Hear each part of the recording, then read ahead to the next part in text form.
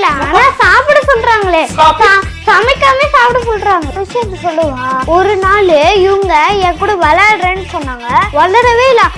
இன்னொரு நாளைக்கு விளையாண்டுக்கலாம்னு சொல்றாங்க. அன்னைக்கும் விளையாடல. இன்னும் நாளைக்கு விளையாண்டுக்கன்னு சொல்றாங்க. அதுவும் விளையாடல. கடைசி அவங்க ஃப்ரெண்டு கிட்ட அவ்வளவு நேரம் பேசுறாங்க. என் கூட மட்டும் விளையாடவே மாட்டேங்கிறாங்க. எப்படி இப்போ ஒரு நாள் பேசுன்னு தெரியல.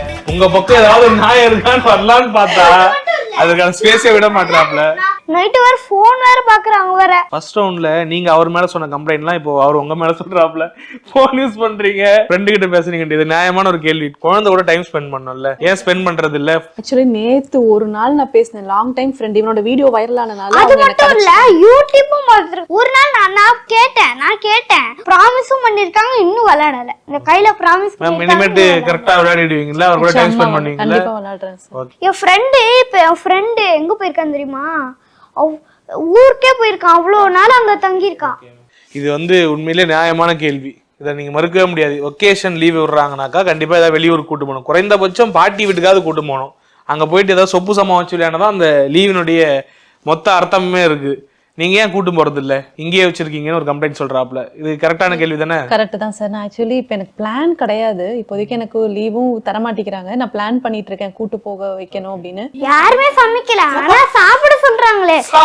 சமைக்காம சாப்பிட சொல்றாங்களே. சமைக்காம என்ன அப்படி கொடுத்தேன் உனக்கு? நான் எப்ப அப்படி கொடுத்தேன்? ஒரு நாள் 2 நாள். சரி, ஒரு 2 நாள் கொடுக்கல விட்டுறலாம். மற்ற நாள்லாம் கொடுத்தாங்கல்ல, ஏன் சாப்பிட மாட்டீங்களா? மற்ற நாள் தான் எனக்கு பிடிக்கவே செய்யாது.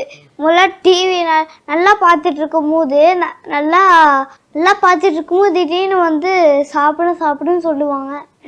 சரி, ஆக்சுவலி இவனுக்கு சாப்பாடு எப்பயுமே பிரியாணி தான் சார் கொடுக்கணும். எல்லா சாப்பாடுமே பிரியாணி ஃப்ளேவர்ல நான் செஞ்சு கொடுக்கணும். புதினா சாதம்னாலும் எதுவானாலும் நான் எல்லாமே பிரியாணி ஃப்ளேவர்ல செஞ்சா மட்டும்தான் அவன் சாப்பிடுவான். சாப்பாடு என்னன்னு கேட்பான். தோசை இட்லி. எப்பயுமே தோசை இட்லியே. நான் அன்னைக்கு தான் செய்வேன் தோசை இட்லியே. சாம்பார் செஞ்சாலும் எப்பயுமே சாம்பாரான்னு கேட்பான். அதுக்கேத்த மாதிரியே நான் செஞ்சு கொடுத்து சொல்லணும். அப்பதான் சாப்பிடுவான். சாம்பாரே முதல்ல நல்லாவே இருக்காது. கொஞ்சம் டேஸ்டியா பண்ணாதான் இதான் சாம்பார் நல்லாதான் இருக்கு. அங்க சமையல் எனக்கு தெரியணும்ல சார். சாம்பார் கொடுப்பாங்கல்ல, டேஸ்ட் பண்ணி பாப்பனா.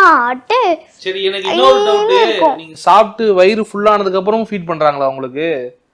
வயிறு ஃபுல்லானதுக்கு அப்புறம் சாப்பிடுன்னு சொல்லுவாங்களா? ஊட்டி விடுவாங்களா? திரும்ப சாப்பிட்டு சொல்லுவாங்க. எனக்கு வயிறு ஃபுல்லாயிடுச்சுமா நான் சொல்லிட்டே இருப்பேன். அப்படியா? அந்த மாதிரி இது பண்றாங்களா? ஏன் மேம் அந்த மாதிரி பண்றீங்க? கரெக்ட். ஆனா கொஞ்சமா இப்ப வயசு அதிகமாயிடுச்சு. 7 வயசு ஆயிடுச்சு. முன்னாடி எவ்வளவு இட்லி சாப்பிட்டோம்னா 2 இட்லினா அதே தான் ஃபாலோ பண்றான். கொஞ்சம் அதிகமா சாப்பிட்டா உடம்புக்கும் ஸ்ட்ரென்த். பாக்குறவங்க எல்லாமே ரொம்ப லீனா இருக்கான் அப்படிங்கிற மாதிரி சொல்றாங்க. நம்மளதான் சொல்றாங்க, நீங்க ஒழுங்கா பாத்துக்கலங்கிற மாதிரி பேசுறாங்க.